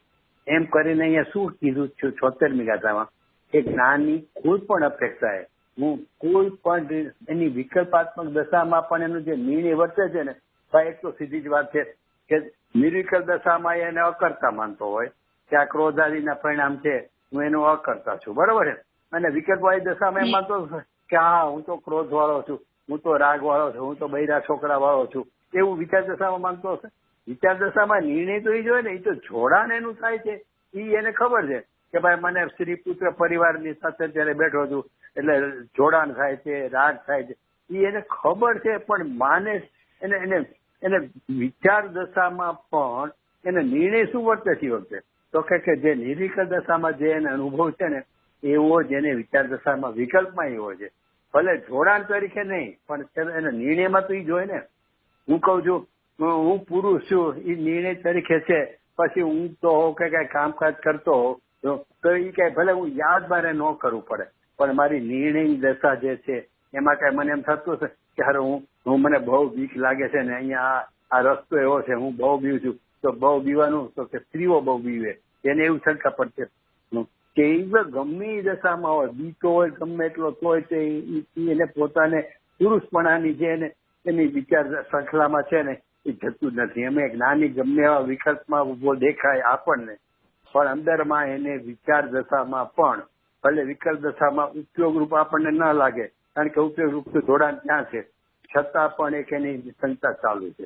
એટલે અહીંયા એ સમજાવવું છે કે જ્ઞાની છે ને એને જાણતો હોવા છતાં પણ હું એને કરતો નથી. કોને તો કે આ પૂજગલ પરિણામને. પૂજગલ પરિણામ કોણ તો કે 75મી ગાથામાં બુદ્ધદેવે કહી દીધું કે પૂજગલ પરિણામ એટલે નિશ્ચયથી મોહ રાગ દ્વેષ સુખ દુઃખ જે બધા પરિણામો કીધા હું એમાંથી સુખ દુઃખને પાછળ લ્યો તો અહીંયા આ આવડા પરિણામ મોહ રાગ દ્વેષ ક્રોધ માન માયા હું એને કરતો નથી. હવે પ્રશ્ન એવું છે કે અહીંયા 75મી ગાથામાં બીજી વાત એવી છે કે સ્પર્શ ગંધ વર્ણ એટલે કે શરીરના કાર્યો નો કર્મ હું એને પણ ગ્રહતો નથી કરતો નથી. એને જાણે છે જ્ઞાન છતાં એને પૂજગલનું કાર્ય જાણે છે. તો આપણે મોટા ભાગની ચર્ચામાં શું લીધું છે તો આપણે મોટા ભાગની સમસ્યાની શરૂ ત્યારથી દરેક ભાવકર નોકર પેલા કરશે તો એમ આપણે ભાવકર્મ ઉપર જ વચન આપ્યું. પછી બધી ગાથાઓમાં તો ભાવકર્મ રાગાદિનો નિષેધ ક્રોધાદિનો એનાથી ભિન્નતાના જ આપણે ચર્ચા વર્તા કરી. ક્યાંય આપણે મુખ્યપણે ભલે યાદ કર્યું હોય કે શરીરનો કર્તન પણ એની ઉપર જોર આપ્યું કારણ કે 24 કલાક તો આપણે નો કર્મ સાથે જ આપણા પરિણામની સ્થિતિ છે. 24 કલાક તો નો કર્મની તો આપણે નો કર્મની તો બહુ ચર્ચા કરી જ નહીં. તો શું આપણે ગુરુદેવ તો નો કર્મ લીધું છે, આચાર્ય દેવે 75મી ગાથામાં બે લીધું હું કે નિશ્ચયથી મોહ રાગ દ્વેષ અને નો કર્મનું પરિણામ બે લીધું છે. તો આપણે શું ભૂલી ગયા ચર્ચામાં? અરે ભાઈ ભૂલી નથી ગયા, આપણને ખબર છે આપણે ક્યારેક યાદ છે પણ કેમ ભાવ કર્મ ઉપર વધારે વજન લીધું તો કે ભાઈ મૂળ વાત એમ છે કે અનંત કાળથી આપણે આ જીવ જો રખડ્યો છે તેનું પ્રધાન કારણ કોણ? કારણ આપણે જો એમ કે નો કરવું તો નો કરવું તો કેટલી ગતિમાં પંચેન્દ્રિયપણું છોડો ને પછીની બધી ગતિઓમાં નો કર્મ તો સાવ ઘટતા જાય છે. અને નિગોદમાં તો નો કર્મ એક શરીર છે, કાંઈ જ નથી. તો અંદર ભાવ કર્મ તો કે ભાવ કર્મ તો છે ને નિત્ય નિગોદ. ભાઈ આશ્ચર્યની વાત એ છે કે નિત્ય નિગોદનો જીવ એટલે કે એને કોઈ પરાણે ત્યાં પેલા બહાર હતો ને અંદર નાખી દીધો એવું તો છે જ નહીં. નિત્ય નિગોદનો એટલે કે એને નિત્યનો શું કેવું તમારે કે એનો જ્યાં અંત જ નથી, અનાદિથી જે જીવ છે અનાદિથી ત્યારથી નિગોદમાં જ છે, એનું નામ નિત્ય નિગોદ. તો નિત્ય નિગોદનો જીવ એમાં કેમ રહ્યો? તો ગુરુદેવ કહે છે કે શાસ્ત્રનું સૂત્ર છે નો ભાવ કલંક પૌરા એવો કઈ શબ્દ છે. ભાવ કલંક પૌરા એટલે કે ભાવ કલંકની પ્રચુરતાને લઈને જીવ નિગોદમાં અનંતકાળથી પડ્યો. વિચાર કરો, એને ઉપયોગ તો એવો છે જ નહીં. જ્ઞાન સાવ અક્ષરના અનંતમાં ભાગે છે. અક્ષરના અનંતમાં ભાગે એટલે શું ખબર છે? અક્ષર એટલે કે કેવળ જ્ઞાન. આપણે સામે જે બોલ્યા કરીએ અક્ષરના અનંતમાં ભાગે. અક્ષરના એટલે હું કના અનંતમાં ભાગે, ખના અનંતમાં ભાગે, ગના અનંતમાં ભાગે. અક્ષર એટલે કેવળ જ્ઞાન, કેવળ જ્ઞાનના અનંતમાં ભાગે એમ. એટલે અક્ષરના અનંતમાં ભાગે હું નિગોદમાં જ્ઞાન છે એટલું હણાઈ ગયું છે. એટલે એને તો ઉપયોગ હોતો જ નથી કે આ શરીર મારું છે એવું કાંઈ નથી હોતું. એને રાગદ્વેષ ક્રોધ તો ક્યાં કાંઈ સીધું સામે નિમિત્ત જ છે. મન નથી. એકચ્યુઅલી તો મન થાય ને 5 ઇન્દ્રિયને યારે મન મળે છે ને ત્યારે જ આ બધું ક્રોધ માન માયા લોભ બહારના નોકર માન જોડાણ આ બધું ત્યારે થાય છે. ઓલા જીવને ક્યાં નોકર મારે કાંઈ? જેને મન નથી એને નોકર ની યારે ક્યાં મારાપણું એમાં કરે? મન વગર શું સંકલ્પ વિકલ્પ કરે? છતાં પણ એને ભાવ કર્મ તો અનંતકાળથી ચાલુ. જો એટલે કે છે કે એટલે આપણે જે ભાવ કર્મનો જે આપણે સતત આપણે આ બધી ગાથાઓમાં મુખ્યપણે ભાવ કર્મનો શું કામ નિષેધ કરીએ છીએ અને ગુરુદેવના જીવનમાં બોલો નોકર્મ સાથે એકત્વ મન વાળાને થાય એટલે ઉપયોગ રૂપ ક્યાં પકડાય છે? મન સંબંધી હોય ને આ સંકલ્પ વિકલ્પ ની 2 પ્રકાર છે. એને મન પૂર્વક અને બોલવું એકેન્દ્રિય જીવને પણ એના શરીર સાથે તો એકત્વ છે જ ને તો મન નથી બીજા એટલે 4 ઇન્દ્રિય સુધી પણ છતાં પણ કે આ શરીર હું એમ એકત્વ તો છે જ ને. બરોબર, પણ એમાં છે ને એટલે મેં કીધું ને કે મૂળ સૂત્ર એમ છે કે ભાવ કલંક પૌરા. ત્યાં એમ ન કીધું કે નો કર્મની એકતા બુદ્ધિને લઈને નિગોદમાં રહ્યો છે એવું નથી આવતું. ભાવ કલંકની પ્રચુરતાને લઈને નિગોદમાં રહ્યા કરે છે, બહાર નથી નીકળતો. કારણ કે છે ને એમાં શું છે કે મન પૂર્વક તમે આ શરીર છે મારું, શરીર મારું ભલે જો ભાવ કર્મ હોય ને એટલે ભાવ કર્મ એટલે નો કર્મ ન હોય એવું તો બને જ નહીં. ભાવ કર્મમાં એકત્વ બુદ્ધિ હોય એટલે એમાં હારોહાર દ્રૈવ કર્મ ને નો કર્મ બધાની એકત્વ બુદ્ધિ આવી ગઈ. પણ ઉપયોગરૂપ અથવા તો મનના સંકલ્પ દ્વારા જે આપણે કરીએ કે મારું શરીર છે, સુંદર છે, રૂપાળું છે, હું આવો છું, હું તેવો છું, આ શરીર મારું છે, એવું ક્યાં એને છે?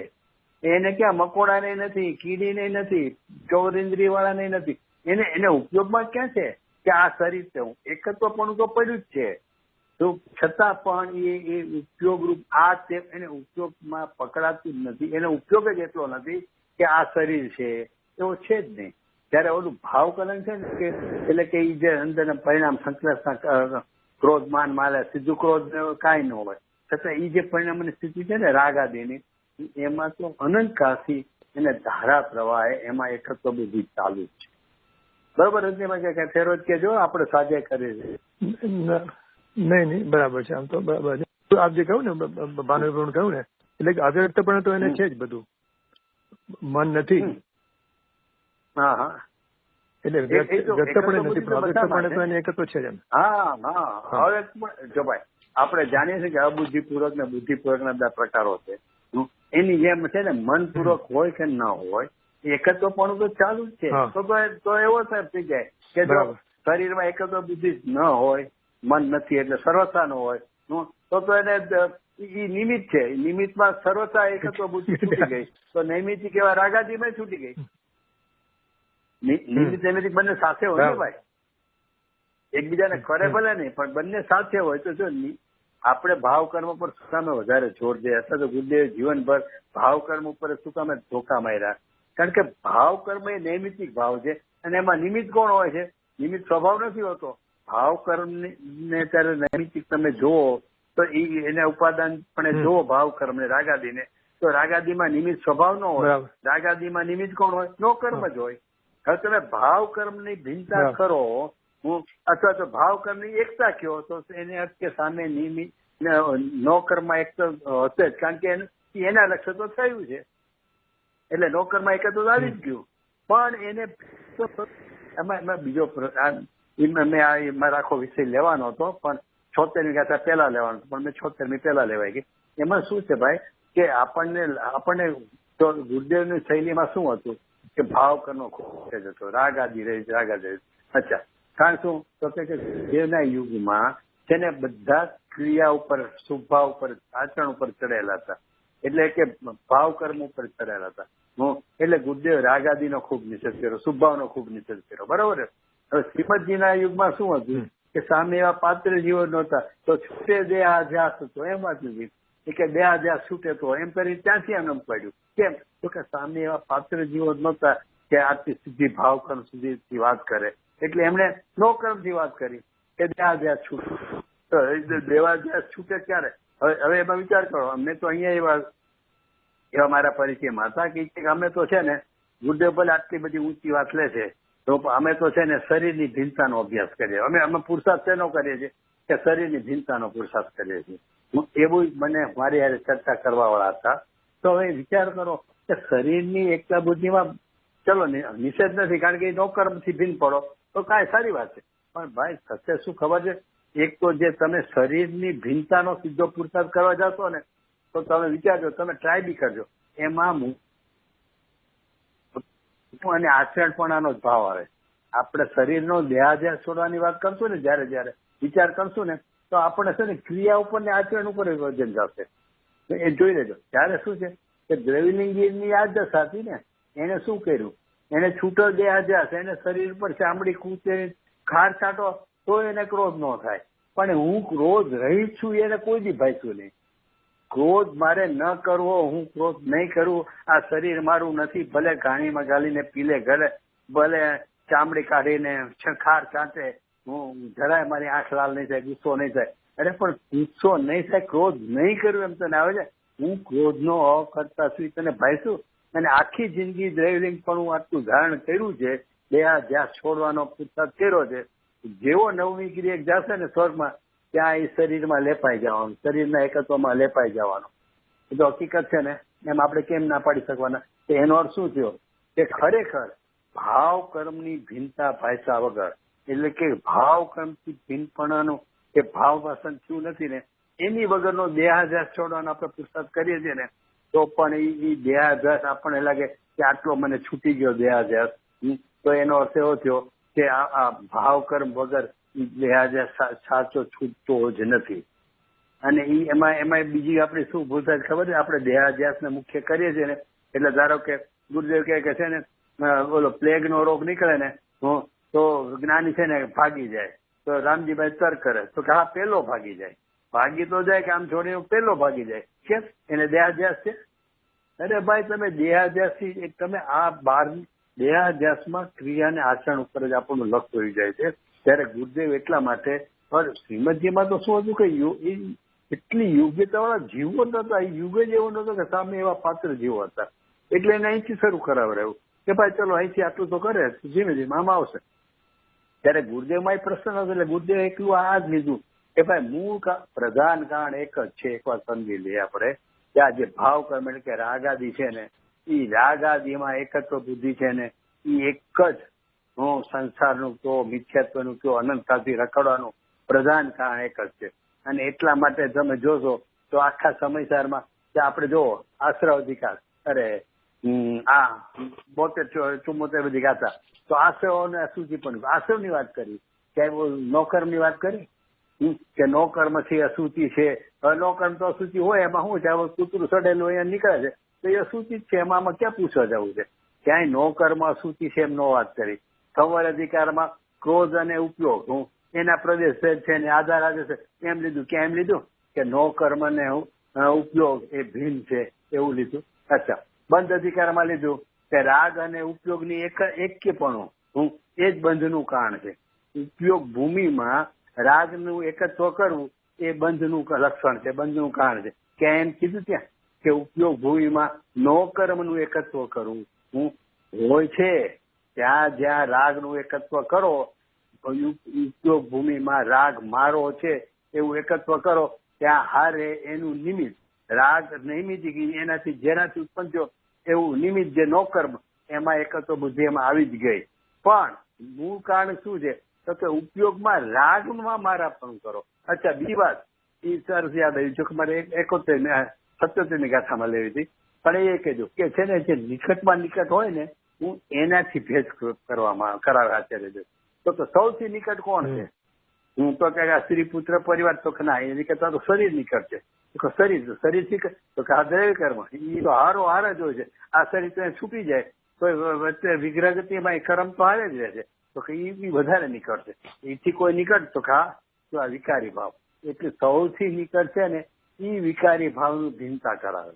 એટલે એટલા માટે આપણે આપણી ચર્ચામાં આપણે મોટા ભાગે બુદ્ધની શૈલી પ્રમાણે ભાવ કર્મ એટલે રાગ આદિની ભિન્નતા ઉપર આપણે સ્વાધ્યાય કરી છે. એટલે મને વિચાર એ આવ્યો હતો કે ભાઈ મારે આપણે ક્યાંય ભૂલતું નથી, તમે કોઈ મારું ધ્યાન કેમ ન દોર્યું કે ભાઈ શરીરની ભિન્નતાની બહુ વાત કરવી જોઈએ, સ્ત્રી પુત્ર પરિવારની વાત કરવી જોઈએ કે ભિન્ન છે ભિન્ન છે. એની બદલે આપણે કીધું હોય શાસ્ત્રમાં ઠેકાણે લખ્યું છે. પણ શરીરને તો એ તો આપણે આગમના અભ્યાસથી ભલે આપણે ભિન્નતા ના ભાસતી હોય એ જુદી વાત, પણ આગમના અભ્યાસથી આપણને એ તો ખબર છે કે આ શરીર તો ભિન્ન છે જ. એટલે કે એનું ખરી રીતે હું કરતા નથી, એ તો આપણે દરરોજના જીવનમાં ખ્યાલ જ આવે છે કે બીમારી આવે કે કંઈક આવે તો આપણે ક્યાંય એને કંટ્રોલ કરી શકીએ છીએ કે એટલું તો આપણને ખબર છે.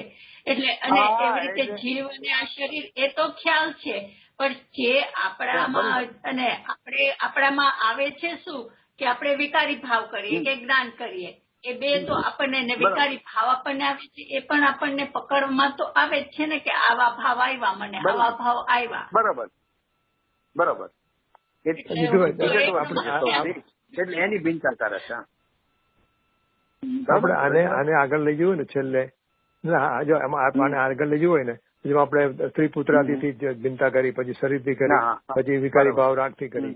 હવે એનાથી પણ છેલ્લે આગળ જવું હોય ને તો જે ભેદ છે કે હું જ્ઞાયક છું, એટલે હું અને જ્ઞાયક એટલો છે સ્વસ્વામી સંબંધ એ છેલ્લો મને પહોંચાડવાના. જ્ઞાયક તો જ્ઞાયક જ છે, જ્ઞાયક તો ખરેખર તો એ જ વસ્તુ છે. જ્ઞાયક તો જ્ઞાયક જ છે. સ્વસ્વામી સંબંધને દૂર કરી નાખો, ભેદ વાળી વાત જ કોઈ નથી આવતી. પણ અહીંયા સમયસારમાં શું છે કે આ બધી ગાથાઓ જે આપણે આટલી રિફર કરીએ અત્યાર સુધી 75 ગાથા સુધી, એ બધામાં છે ને એ આ આશ્રવોની વાત લઈ લેવા મુખ્યપણે કરાય. કારણ કે આશ્રવો છે ને એ હજી આગળ આવશે તો 344 ગાથા આવેલી છે ને, 5-7 ગાથાનું જોડકું છે, તેમાં એ જ લીધું છે ત્યાં છેલ્લે. એ આશ્રવમાં ઓલું અજીવ તત્વ છે, નો કર્મ છે ને એ અજીવ તત્વ છે. તો અજીવ તત્વમાં એક તત્વના નિષેધની બહુ આમાં વાત નહીં આવે, અને આ વાત બહુ આવશે કયું તો કે આશ્રવ તત્વની.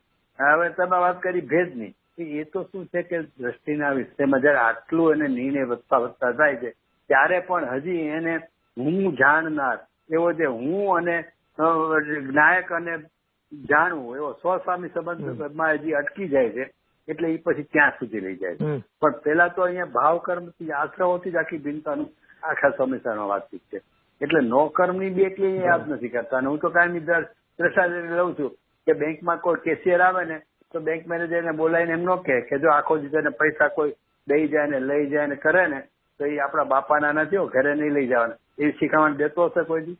એને એ કહેવાનું જ ન હોય. કેશિયર તરીકે નોકરીમાં એપોઇન્ટ થયો એને એટલું તો સમજાવવાની અવકાશ જ ન હોય કે તારે આ પૈસા તારે ઘરે નથી લઈ જાય, આપણા નથી, બેંકના છે, લોકરમાં મૂકવાના, એવું કહેવાનું જ ન હોય. એમ છે ને આ સમયસાનો પાઠી છે કે અથવા ગુરુદેવનો પરિચય વાળો છે, ગુરુદેવનો સ્વાધ્યાય કરે છે, શ્રવણ મનન કરે છે, એને આ નો કર્મથી ભિન્નતાનો ઉદ્દેશ વારંવાર સમયસરમાં તો કેમ આમ સીધે સીધું સ્ત્રી પુત્ર પરિવારથી ભિન્ન એવું આવશે જ નહીં. દ્રવ્ય કર્મ ભાવ કર્મ નો કર્મનો શબ્દ આવશે, પણ આખા સમયસરમાં તમે કોમ્પ્યુટરમાં સર્ચમાં નાખીને જોઈ કહેજો મને એમાં લખ્યું કે સ્ત્રીથી તું ભિન્ન છો અને પરિવારથી ભિન્ન છો, અથવા સ્ત્રી તારી નથી પરિવાર તારો નથી પુત્ર તારો, તો સમયસરમાં શબ્દ આવશે તો કહેશો. નો કર્મમાં ભલે ગર્ભિત આવી જાય. એટલે કહેવાનો મતલબ છે કે મૂળ કારણ એક છે કે ભાવ કર્મની સાથે જે એને અભેદતા એટલે એકત્વપણું અનાદિથી છે ને એનું એને તોડવાનું છે. એટલે અહીંયા જે જોર કરીને આટલું કીધું પ્રાપ્ત વિકાર નિવૃત્તિ એને આદિમદ અંતમાં આપતો નથી, કરતો નથી, ગ્રહતો, એ આ જ્ઞાનીની આ દશા છે. અને મારે એવું કરવાનો છે કે હું પણ વર્તમાનમાં અત્યારે જ જ્ઞાનીની જેમ મારી પણ આ જ દશા છે એવા નિસર્ગ નિર્ણય સુધી પહોંચવું છે. એટલા માટે બધે અહીંયા આશ્રવથી જ એટલે કે ભાવ કર્મથી વધારે વાત લીધી છે. અને એટલે આપણે ચર્ચામાં ભૂલી નથી ગયા નો કર્મને, પણ મૂળ પ્રયોજન આપણું ભાવ કર્મનું છે. એટલે કીધું મને વિચાર આવ્યો હતો એટલે ભાવ કર્મ સુધીની આપણે સામાન્ય વિશેષ ચર્ચા લીધી છે. અને હવે હું જયારે આવીશ દેવલાલી ત્યારે કોન્ટેક્ટ કરીશ, આપણે ત્યાંથી બી કોન્ટેક્ટ કરીશ. એટલે હવે નેક્સ્ટ હમણાં સ્વાધ્યાય નથી.